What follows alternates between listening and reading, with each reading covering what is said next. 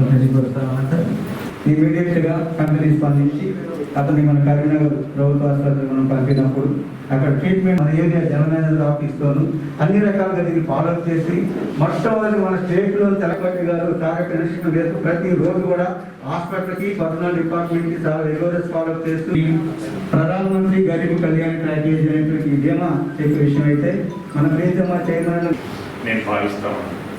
అందుకే వారి కుటుంబానికి కార్యక్రమానికి అధ్యక్షత వహిస్తున్నటువంటి గౌరవనీయ శ్రీ కె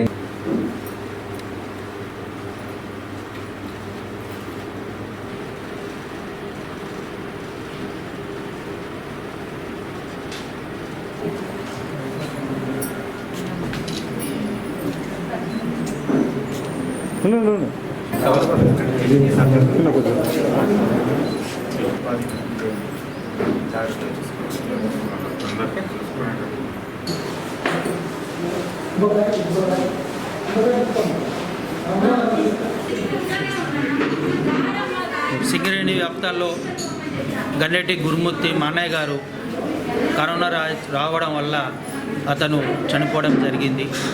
అది బాధాకర విషయం. కరోనా పేషెంట్లకు అతని వృత్తిగా ఇక్కడ డాక్టర్లు కానీ సిస్టర్లు కానీ నర్సులు కానీ ప్రతి ఒక్కరూ శివభావంతో వాళ్ళ వృత్తిని వాళ్ళు చేయడం తరుణంలో ఈ కరోనా బారిన పడి మా అన్నయ్య గారు చనిపోవడం జరిగింది.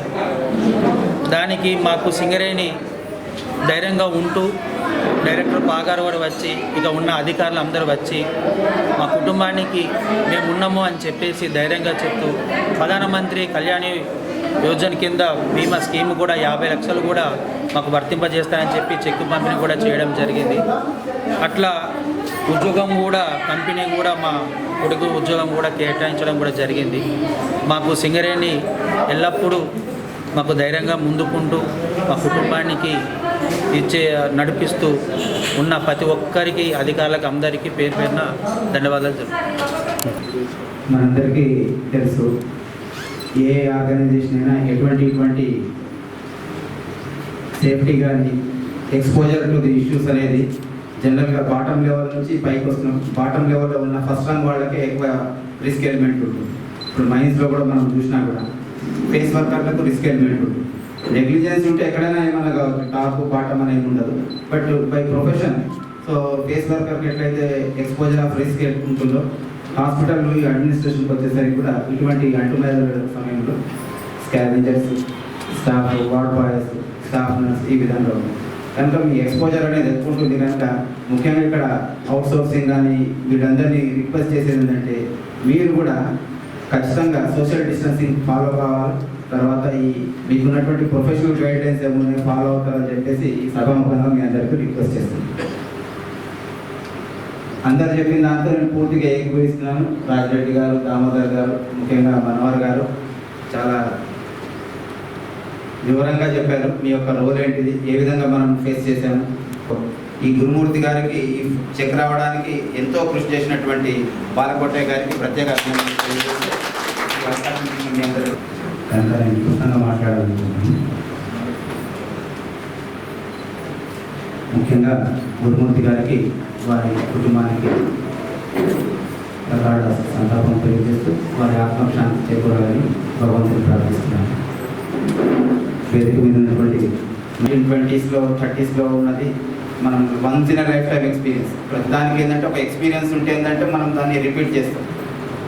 నన్ of us have experience, only we must have read. ఆ చదవడం కూడా ఏంటంటే ఈ పాండమిక్ వచ్చినాక డీటెయిల్గా పోయాము. మేబీ డాక్టర్స్ వాళ్ళ స్టడీ కరికులంలో ఉండొచ్చు. సో ఏదేమైనప్పటికీ కూడా ముఖ్యంగా చైర్మన్ గారు చాలా అగ్రెసివ్గా డైరెక్షన్స్ ఇవ్వడము, గవర్నమెంట్ సహకారం కూడా ఉంది. మీ అందరికి గతంలో కూడా చెప్పాము. ఎవరికి కూడా యాక్చువల్గా మనకు టెస్ట్ కిట్లు ఇవ్వాలంటే చాలా ప్రోటోకాల్ ఉంది. ఆ ప్రోటోకాల్ను కొంత మనము ఫాలో అవుతూ ఒకే ఒక కంపెనీకి వాడు ఇచ్చారు, అది సింగరేణి కాలేజెస్. ముఖ్యంగా మన మినిస్టర్ ఫర్ హెల్త్ కూడా మనకు సహకరించారు. ఇప్పటివరకు 50,000 కిట్లు తీసుకొచ్చాము, ఇంకా 3,000 కిట్లు ఉన్నాయి. కిట్లు కంటిన్యూస్గా తీసుకొస్తాము. నిన్న కూడా మీ దగ్గర ఇక్కడ 78 మందికి టెస్ట్ చేస్తే 4 పాజిటివ్ వచ్చారు. సో ఓవరాల్గా చూస్తే 11% దాకా మనకు పాజిటివ్ ఉంది. అండ్ రాజిరెడ్డి గారు చెప్పినట్టుగా బిగినింగ్లో కొంత మనము చాలామందిని నష్టపోయాము, ఆఫీసర్స్ అని కానీ స్టాఫ్ కానీ ఈవెన్ డాక్టర్స్ కూడా నిమ్స్లో అడ్మిట్ అయిపోయారు. సో ఏదేమైనప్పటికీ కూడా అందరం కలిసికట్టుగా ముఖ్యంగా మీరు మీ సహకారంతో ఖచ్చితంగా మనము ఒక స్టెప్ బయటకు వచ్చాము. అందరూ కూడా చెప్పే సెకండ్ వేవ్ అంటున్నారు. దాని గురించి కూడా మన 2-3 ఇంటర్వ్యూలో చూస్తుంటే తెలిసింది ఏంటంటే, ఒకటి మ్యూటేషన్, దాని గురించి మన చేతిలో ఏమి లేదు. It is a process, it is beyond our control. కానీ సెకండ్ ఏంటిది, దాన్ని అరికట్టడానికంటే follow strict social distancing, religious festivals వస్తున్నాయని చెప్పి లేకపోతే మనము కంట్రోల్ చేసామన్న ఒక ఓవర్ కాన్ఫిడెన్స్ లేకుండా అందరం కూడా ఇదే పద్ధతితోని మనం ముందుకెళ్ళాలి. మైన్స్ కూడా మనం అన్ని మైన్స్ నడుపుతున్నాము. అన్ని మైన్స్లో కూడా మనము గ్రూప్ యాక్టివిటీ ఉంటుంది, మనందరికీ కూడా తెలుసు.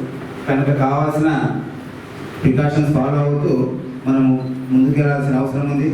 కంపెనీలో కూడా కోల్ ఇండియాతో చూస్తే మనం చాలా వెనుకబడ్డాము.